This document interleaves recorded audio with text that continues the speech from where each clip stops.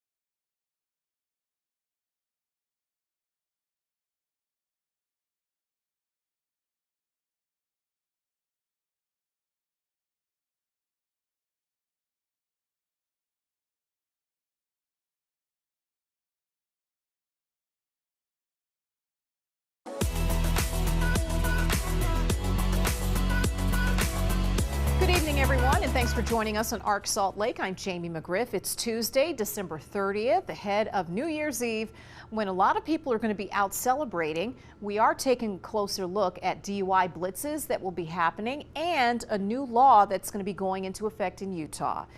Penalties, first off, for drinking and driving. That's going to become a lot tougher for offenders here in Utah.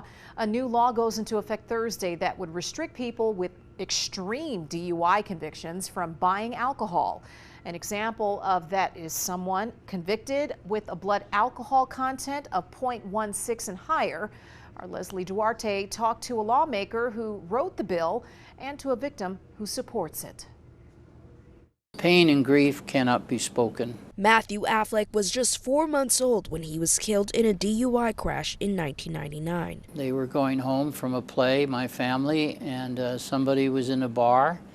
They served him 21 drinks over a couple of hours. He left there and hit my family. That grief led his grandfather, Art Brown, to join MAD, Mothers Against Drunk Driving. This law is important because if that person had been refused alcohol as a multiple drunk driver, I may not be in this chair today. Brown is talking about a new law that aims to prevent drunk driving. What problem did you see that convinced you that this law was necessary? Well, basically, it's just the multiple offenses we have on DUIs. Starting January 1st, people who are convicted of an extreme DUI case will be restricted from buying alcohol. We've been trying to solve it the same way for a long while. It has not worked, says lawmaker Jerry Stevenson, who co-sponsored the law. The law gives a judge the discretion to place someone in the interdictive category, which means a person's driver's license will be marked with no alcohol sales. Who will this law apply to? It'll identify the people who are going before a judge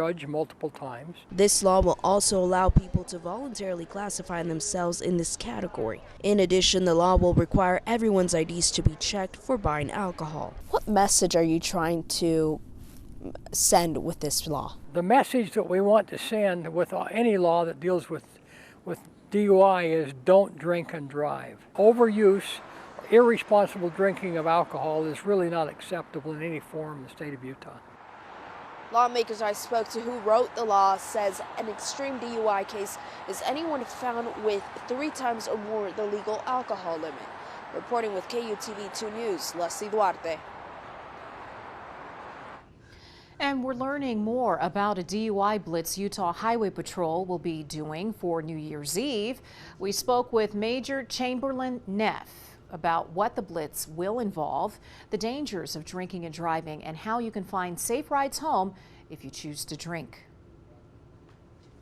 So the Utah Highway Patrol, as well as other law enforcement agencies, we have a combined statewide effort to be able to go out and enforce DUI laws.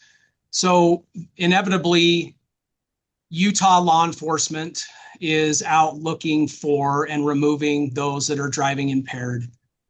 Our citizens expect law enforcement to find and remove impaired drivers, and the Utah Highway Patrol will be very much involved with that effort. Again, it's a statewide combined effort with law enforcement from St. George all the way to the north end of the state, and very much involved with proactively seeking out those that failed to plan ahead of time and seeking a safe and sober ride home. Last year during this holiday, UHP arrested 40 individuals for DUI. This year to date, we have arrested a little over 3,400 DUIs throughout the state. UHP has. And inevitably, all of those people had the exact same cause. Again, they failed to plan ahead to get a sober ride home. And so that is the message to those that will go out and celebrate with alcohol this holiday, is that they, just like they are planning to go to wherever they're going to celebrate, is that they plan that sober ride home. And that sober ride can very much involve a ride share. It can very much involve UTA. It can involve a cab. It can also simply involve a designated driver, but also can involve them just staying essentially at the same place that they're drinking alcohol until they are safely sobered up to be able to drive home safely. What we don't want to have is essentially people making the split-second decision to get behind the wheel and making a decision to drive intoxicated and making that decision and ultimately regretting that decision and potentially getting involved in a crash that could kill or injure somebody else. So since December 10th, all the way through January 1st, there's been over 41 agencies and over 300 extra enforcement shifts focused on DUI enforcement. The majority of those shifts will start tonight and will eventually move into the morning of January 1st. So we ultimately have saved the majority of those shifts for ultimately celebrating New Year's Eve and New Year's Day. A viral video bringing the national spotlight to taxpayer-funded daycare centers in Minnesota. The Department of Homeland Security this week sent agents to investigate alleged fraudulent businesses. It comes after an announcement earlier this month from the Justice Department, and this is about fraud, a scheme linked to a publicly funded program to help those with autism. Attorney General Pam Bondi says 98 people charged in recent months, 85 of them are Somali descent. Minnesota Congressman Tom Emmer says Somali Americans who commit fraud should have their citizenship revoked and be deported. There are more than 1,200 licensed providers in the state of Utah receiving state subsidies, and most of that funding goes to families and their children so they can pay for child care. Other funding goes to the child care facilities themselves. Kristen McPeak reports. In the wake of a viral video out of Minnesota. Are there children here today? No. Governor Cox says he's ordering a review of its child care assistant safeguards. He stated online our child care providers are regulated. Eligibility is verified. Benefits are limited to citizens and legal residents. Payments go directly to providers. Attendance is electronically tracked. An agency conduct in-person monitoring and regular audits. I reached out to the governor's team. I wanted to know what the proposed review would look like and a timeline of when this would happen and be complete. They referred me to the Department of Workforce Services. The department is in charge of funding eligibility. A spokesperson echoed that attendance at child care facilities is monitored and they conduct regular audits. They were not available for an on-camera interview today. And we did end up getting a statement from the Department of Workforce Services. We have that posted on our website, KUTV.com. In Salt Lake City, Kristen McPeak, KUTV 2 News. Happening tomorrow, President Jeffrey R. Holland of the Quorum of the 12 Apostles of the Church of Jesus Christ of Latter-day Saints will be laid to rest. Church leaders say President Holland's services will begin at 11 a.m. inside the Tabernacle on Temple Square. The funeral is open to the public and doors to the tabernacle open at 9:30. President Dallin H. Oaks will be at the services. President Holland will be buried in his hometown of St. George. And we're planning another reminder for you, that former Utes coach Kyle Whittingham will not be coaching at the Las Vegas Bowl tomorrow. The game will be Morgan Scaley's head coaching debut for the Utes. Game time is set for 1:30 tomorrow afternoon. Adam Mikulich is there covering the action on the field, and he will have a preview of the game coming up tonight on 2 News at 10. Kyle Whittingham was the head coach at the University of Utah since December of 2004 and was the assistant coach before that. He says football is a way of life. It's who I am, you know, it embodies me. I've, you know, for what, 40-something years I've been involved in football every single season without interruption, and so that's it's just it's in my fabric. I mean, it's a way of life. From his 9-game winning streak against BYU to victory over Alabama in the Sugar Bowl, back-to-back Rose Bowl appearances, and what it was like losing 2 players to gun violence. We're taking a look back at Coach Witt's history career at the University of Utah, and you can watch an end of an era, the Kyle Whittingham legacy, on our YouTube page, and that's starting on New Year's Day. Coming up on ARC Salt Lake, contaminated life-saving drugs, how India became the pharmacy capital of the world, and an inside look at the global medicine pipeline.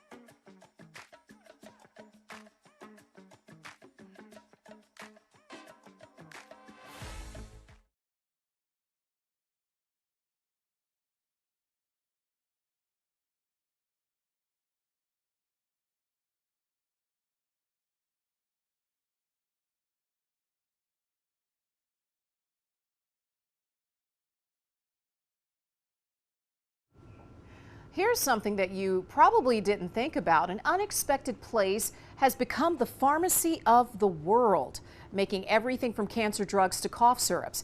Nearly half of America's generic medicines now come from India, and most are made in factories that outsiders rarely see. Tonight, a rare glimpse inside the global medicine pipeline. Lisa Fletcher reports. Thousands of miles away from U.S. pharmacies, Indian factories make the medicines that reach American patients. And what happens inside is rarely seen. Shocking inspection reports continue to roll in on a monthly basis. For more than a year, we've followed the trail from FDA files to factory gates, pulling hundreds of inspection records and warning letters. A pattern emerged: falsified data, filthy conditions, and incorrectly made medicines tied to the U.S. supply chain. Few know it better than former FDA inspector Peter Baker. Are you surprised when I tell you that we found company after company concealing evidence, destroying documents, and obfuscating lab information? No, I'm not surprised. That appears to be the norm rather than the exception. The problem that we have is we have high quality on paper, but poor quality in reality. Is that leading to patient deaths? Absolutely, no question.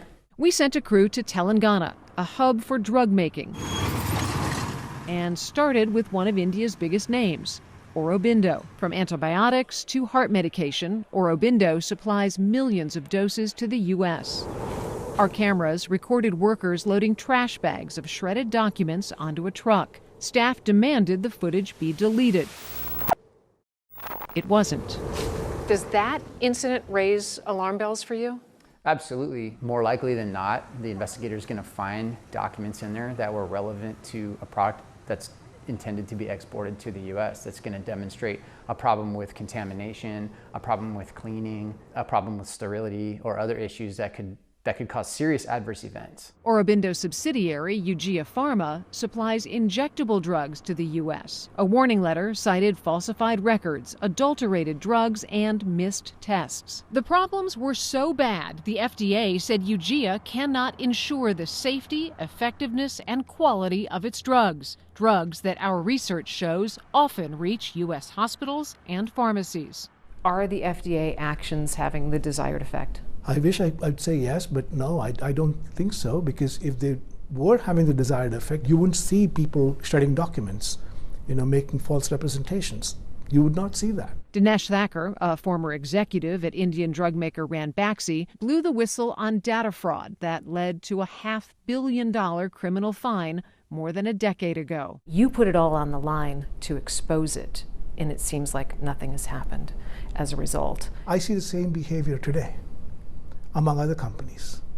So then I have to ask myself, what has changed? Why is it that these companies continue to do this? And there are only one of two reasons. Either they look at it as cost of doing business, or they don't believe that they'll actually get prosecuted. Another major U.S. supplier, Natco Pharma, which makes generics ranging from cough syrup to chemotherapy drugs, faced 2 recalls last year, and this summer, violations for altered test results. What does that tell you when these problems keep occurring over and over again? Is this model that the US FDA uses to enforce, our compliance with the regulations is broken. For those who've seen it firsthand, the failures aren't abstract, leaving inspectors like Peter Baker to confront a harsh reality. It's pretty demoralizing because you know that these products are going to be consumed by people across the world, not just in the U.S., that are not fit for human consumption. We reached out to all of the companies in this story. None responded. For more on our investigation, go to spotlightinvestigates.com. For Spotlight on America, I'm Lisa Fletcher. And we're turning our attention to meteorologist Chase Thomason with that first alert forecast. Valley inversions are strengthening. You probably noticed that haze. That's that pollution that's trapped underneath that temperature inversion. Typically, as you head up into the mountains, it's a little bit cooler. Not with high pressure in control and that cold air trapped in the valleys. Park City 48 today, 39 in Salt Lake City. So a difference of almost 10 degrees. And it's impacting our air quality. Moderate air quality today. We're probably going to do it for tomorrow as well. The good news, we're tracking our next storm. And that's about 2 days out. Moves in on Thursday. Going to break the inversion. Going to get a little bit of rain. It's going to give us some some better air. So here's the setup. We have this big ridge of high pressure. As I mentioned, it's right on top of Utah, so there's not a whole lot of wind, not a lot of ventilation because of our geography. We kind of live in a bowl, so that cold air gets trapped. So valley inversions for one more day. High pressure moves on by, and there's a storm system cut off from the jet stream, so it's kind of hanging out. You get this counterclockwise rotation, so winds are out of the south. You can see this is a lot of tropical moisture. It's a pretty mild storm, so this is going to be spreading into Utah over the next 24 to 48 hours, and then that's why we're going to see some better air, but also a little bit of precipitation, and a lot of it is going to fall as rain. But we'll see a little bit of snow out there. So here's the rain tomorrow morning. Notice we're dry for your Wednesday, at least for most of the day.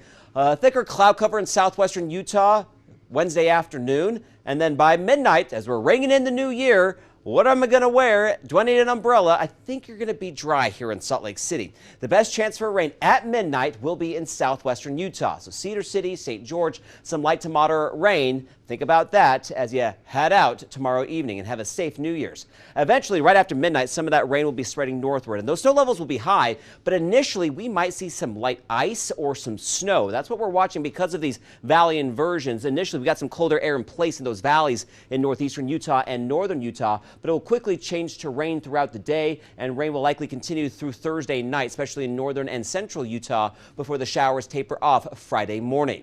Looks like a decent storm. We could get anywhere between a quarter inch to a half inch of rain. If we're going to get more, the best chance will be the Wasatch Front, potentially a half inch to an inch of rain. That would be a pretty decent storm. Now, because those snow levels will be pretty high, mainly above 8,000 feet, that's going to limit how much mountain snow we're going to see. Above 7,500 feet, about 2 to 5 inches. Above 9,000 feet, way up high at those peaks, we could see about 5 to 10 inches of snow. Tonight, though, no rain, no snow. It will be cold. Temperatures into the 20s in northern and central Utah. St. George tonight at 32 degrees. Cloudy tomorrow at 54. But again, rain later in the evening. Temperatures along the Wasatch Front will be in the low to mid 40s. St. George, even with the rain, again, the storm's coming from the southwest, we don't cool off very much. We stay in the 50s. We'll be in the upper 50s, mostly cloudy by Saturday. Another little storm will bring more showers by late Sunday and into early next week. Here in northern Utah, haze for one more day, better air on Thursday. There's that rain, and then we'll see a few showers later into Friday morning. But Saturday right now is looking quiet, and look at these temperatures increase into the 50s. Pretty mild weekend, but more valley rain and mountain snow late Sunday into early next week as temperatures drop into the 40s by the middle of next week.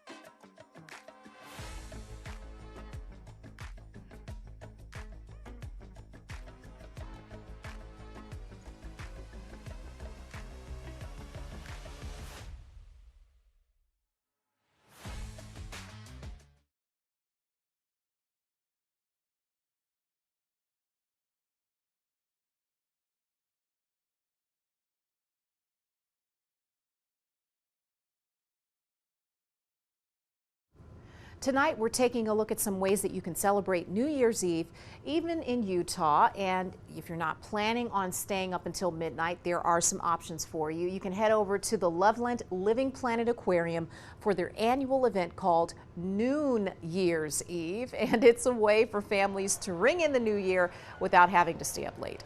This is video from last year's event. How cool. Tomorrow, the aquarium is doing 2 separate confetti countdowns, one at noon and another at 3. The event is included with general admission tickets. And you can also celebrate the new year in our mountains. Park City leaders are inviting all Utahns to the Canyons Village. They're going to be hosting live music starting at 2:30. Performances will wrap up at 5:30. The night will end with a fireworks display, and leaders tell us that the fireworks will start at 7:30. Solitude Mountain Resort also hosting a New Year's Eve celebration tomorrow. The festivities start at 3 p.m. with the Alphorn concert. Following that, you can watch snowboarders and skiers compete in a rail jam, and there's also a magic show, avalanche dog demonstration, and a lasagna dinner. The night ends with a torchlight parade and fireworks at 6:30. Lasagna sounds good. And some are calling it the world's tallest birthday candle. We're talking about the Washington Monument, which will be illuminated with a projection show for New Year's. Crews tested the display early this morning. It's part of next year's Freedom 250 celebration of America's anniversary. Starting New Year's Eve, the monument will be lit up with large-scale projections showcasing the nation's history. That is so cool. I still have lasagna on my mind. Well, we certainly hope that you will enjoy the new year and ringing in the new year. And so you have your options. You don't have to stay up late. You can stay up until noon and then take a nap. We're going to leave you now with this great view from the Gallivan Center.